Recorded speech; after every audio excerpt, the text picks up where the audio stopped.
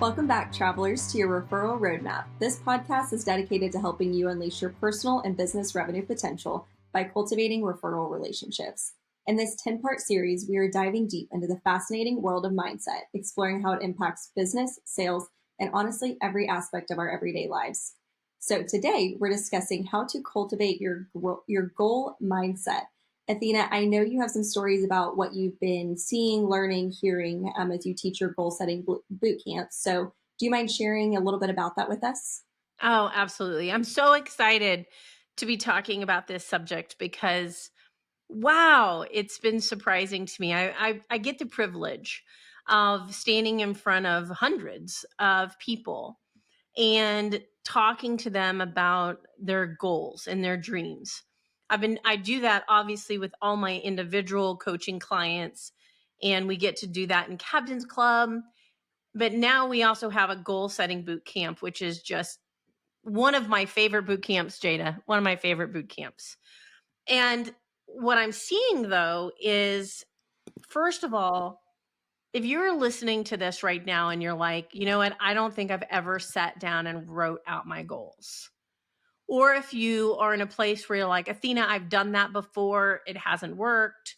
Or, hey, January comes every year and I reset those goals. And you're like, I'm tired of this subject. Well, I got to tell you, I thought everyone, Jada, had already done goal setting in their life. Because in my world, that's just, it's what we do. Yeah. I'm inundated in the Darren Hardy world and personal development, and that's just how we do it. But what I'm learning is that there's a lot of you out there that haven't done it. And maybe it's because you're scared. But here's what I'm seeing.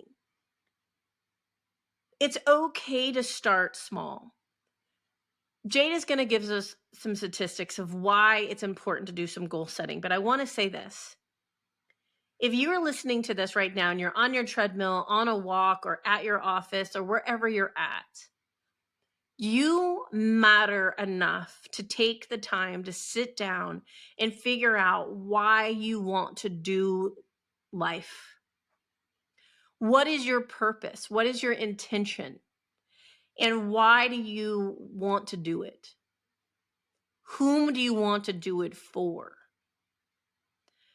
I'm watching people come into this class and they're in their 50s and 60s and they've never written out goals. Or if they have, they've only written out business goals that their boss or somebody told them they had to do.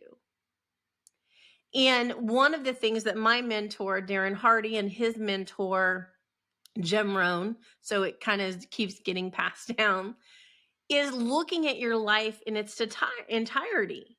Jada, it's not just, you are not just a work mule. You're not valued just based on how well you produce at work. Now, I know this podcast is about building referral networks and about building a non-stoppable sales engine. But I'm going to tell you, if you want to succeed in building relationships for referrals and building revenue for your businesses, you have to take care and be intentional about the totality of your life. And so I wanted to say, you are more than just that. So we have to look at and ask yourself, am I setting out the goals for how I want the relationship with my significant other? Am I making goals for my physicality, my health, my spiritual being, my mental health? Am I looking at my lifestyle? Jada, I can't tell you how many people I've sat down with and they're successful people. And then they look at their lifestyle, and lifestyle is based on how do you want to live, not just earn. And there's no focus on it. There's no focus. And so goal setting and having a mindset of goal setting is important because the healthier you are mentally, spiritually, physically, and you're having a good life, the better you will do at cultivating, building relationships with leads, referral partners, strategic partners, and building the revenue for your business. And I'm not saying, so don't get me wrong, this is not, I don't believe in balance, right? Balance, looks like this, right? Where it's always even. That's a fallacy. I believe in intention and focus. So I'm not saying every part of your life will always be perfect, but each one of them needs to be focused on. So if you've ever felt like, Athena, I don't want to do goals because I'm worn out and I don't enjoy life. Well, then this is the time for you to do goals to figure out how you can enjoy the life. If you have felt like you're just overachieving, right? Athena, I have goals every year and I'm achieve, but basically I hate myself and I hate my life. You are not alone. Or if you're listening to this and you're like, I've never even done it at all. You're not alone. And so today we want to share with you what we found to help you. I want Jada to give us some statistics to help us understand that piece. And then I'm going to go into some very small, practical steps for you because I want you to know you matter and every part of your life matters. And if you really want to achieve, you'll focus on all the different parts. And I want to end it. Jada, can we make an exception today? I want to end it after I tell you the how with one of my favorite goal setting stories. Absolutely. I would love that. All Awesome. right. So, I'm all about the fluff. Jada, give us the facts. Where did you find some facts to support this? Yes, I found some facts and I'm probably going to butcher this website, but it's founderjar.com, I think. I think, Perfect. unless they pronounce it some different way, I think that's how it's pronounced, but they have pulled in a bunch of different research. So I thought that was a really good link, and I will make sure that's in the show notes for you guys as well. But I did want to share why we chose these statistics. It really is just to show you guys how important it is to have that goal-oriented mindset before Athena does give us those practical tips. And so going into that, I'm just going to read them. That way I don't mess up any numbers because I could be known to do that a time or two. So a couple of them is people with goals are 10 times more likely to succeed. 10 times, Athena. Woohoo! That's wild. Woo! That's mind-boggling to me. Another one is goal-setting intervention programs can inspire a person to achieve significant milestones. And I think Athena's story later and what she just talked about goes to support that statistic as well. And then another one is setting goals with concrete plans can significantly improve your behavior and transform your habits based on the conclusions of 384 case studies. So that's a lot of case studies. Yeah. And another one is people with written goals are 42 times more likely to succeed than people with unwritten goals. Wow. Wow. Yeah. I think I'm just going to insert my own little commentary here, but back in college, I remember there was nothing a professor could say up on stage that I would remember if I did not write it down. That was the only way for my brain to comprehend and remember for the test. And so I think that maybe just a little personal testimony to that, but that's huge. And then the last one I wanted to share is that people that set actionable tasks and reported the progress to a supportive peer achieved their goals 40% faster than those who have written goals but did not formulate action commitments. Ooh. Huge. So, Athena, now that we have those facts, I'd love to hear your real talk and real strategies and also that story that you have for us. Awesome. All right. So can I just go back to one of your statistics because it goes perfect in line with the how? Yeah.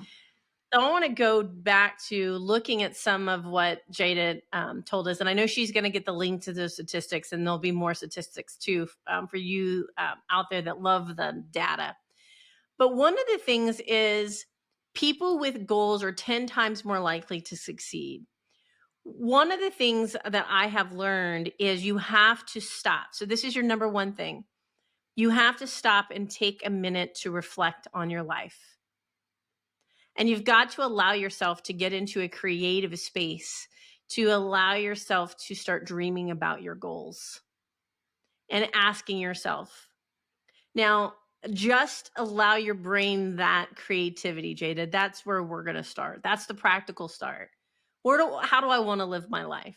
How do I want this to be remembered? Now, an exercise that I don't know who started this, but you hear about this all throughout personal development, is reverse engineering your life. And what that means is, what do you want your eulogy at your funeral to say about you? Think about that for a second. You're a fly on the wall at your funeral. First of all, how many people do you want there? Second of all, what do you want them saying about you? Are you living that life? Are you reverse engineering, saying that's what I want said about me? Am I living the life where they're going to say that about me? That's the very first step. Now, one of the cautions, Jada, I want to say to people is that doesn't mean always wealth. Okay? It's not always money. I know people who have sacrificed financial wealth because their eulogy, they want to say they made an impact. Mother Teresa wasn't concerned about her wealth impact at her funeral. She was concerned about her impact to humanity. And what a lesson, right? So if you're listening, I want everyone just to think, what do I want said? And do my goals align with creating that life? And so you don't have to be Rockefeller. You could be more like a Mother Teresa. It's okay, whatever yours is. The other thing I want to talk about, because this is the other practical step, we've got to write them down. People with written goals are 42% more likely to succeed than those who don't write them down. So you must write your goals down. And I don't care if you are like, Athena, but I don't know, it seems crazy. Write them down. Write them down. When you write them down, you'll do what Jada said, and your brain will register it, that it's important. It'll encode it into your brain that says, this is important. When I do my boot camps, I have people write out their top 10 goals. And then I make them break those top 10 goals into a number of different categories in their life. Okay? And as we look at the number of categories, I make them write down far many goals. Matter of fact, at the very beginning of the class, you start to write down all of these goals. It can be overwhelming. We take that because we want goals in many directions, and then we tighten it down. Okay. But why do I want them to write, 5 goals per area of their life to begin with, Jada?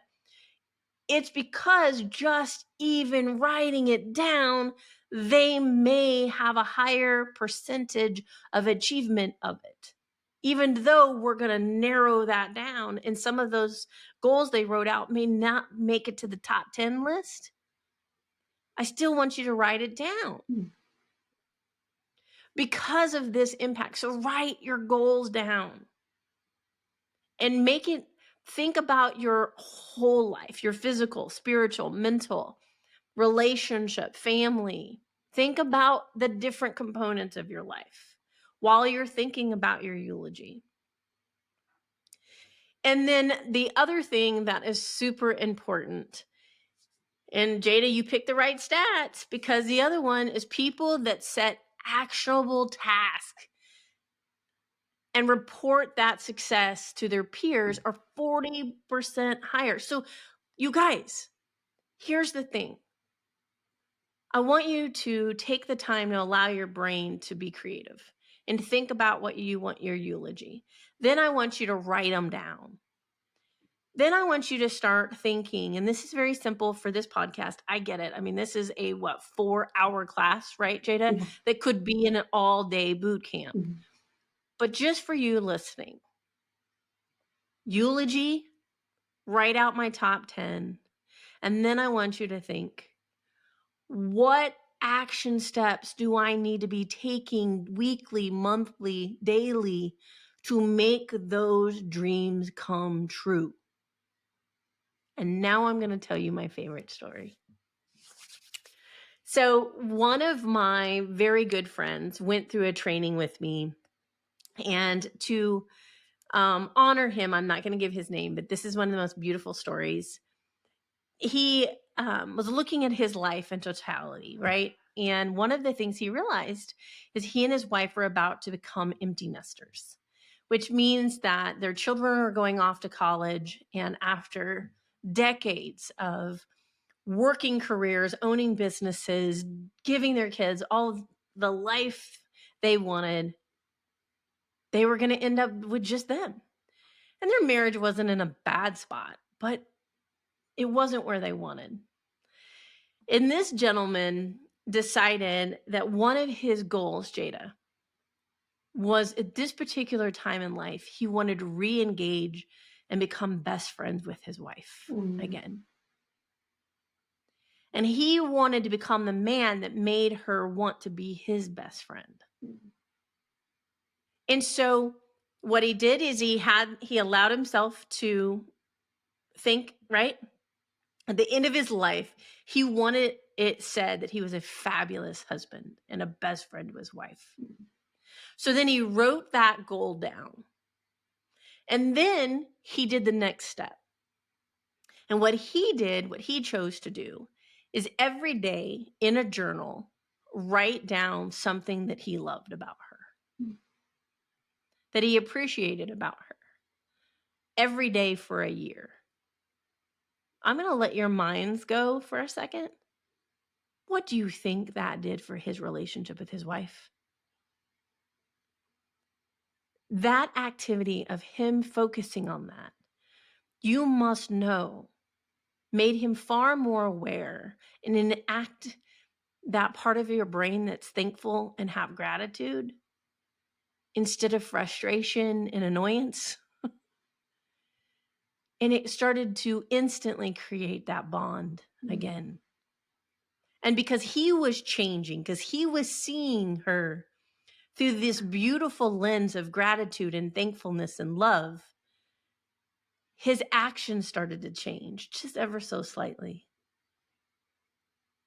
And she could feel it and see it, not even understanding why. And at the end of the year, he took that year's worth of notes in that journal and he gave it to her as a gift. Now, I know her personally, and it was one of the most beautiful gifts, if not the most beautiful gift he's ever given her. But as beautiful as that journal is, it's not nearly as beautiful as he chose to do an activity that changed his mindset, his outlook, and changed his relationship with his wife. That now that both are away at college, is stronger and better than ever. He did what I'm asking you to do. And he made sure that he's living life intentionally and with purpose and with the right mindset.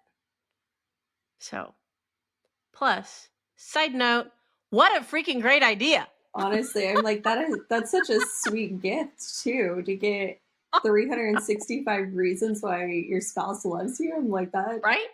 That's amazing. Right? Now, I know. I'm like, okay, everybody, that is a good idea. You might want to try it. But the other thing to that too is I know him really well. This is kind of funny, but there's not, there's days when you want to with your spouse. And so sometimes it's just, I'm thankful you left for work today. No, I'm kidding. But the reality is, I think it's a fun activity to do. and a fun gift, but it also is the perfect example of what we're talking about. So I just want to tell you guys, one of the things that is so important to Jada and I is that you are here and that you've taken the time to be here. We are excited to be on a journey with you, a journey for you to embrace a mindset so you can see that no matter what the obstacles, no matter what the mountain is in front of you, that you have tools and that you are capable and that you are not alone and that there are people who've done it before you. So therefore you can do it. And wherever you find yourself, we want you to know that you're more capable than you ever dreamed of. Thank you so much. Jada, what's next? What are we doing next? Yeah, so next we would love to invite you to join the Success Revolution. It is Athena's weekly blog fueled by relationships, referral, and revenue.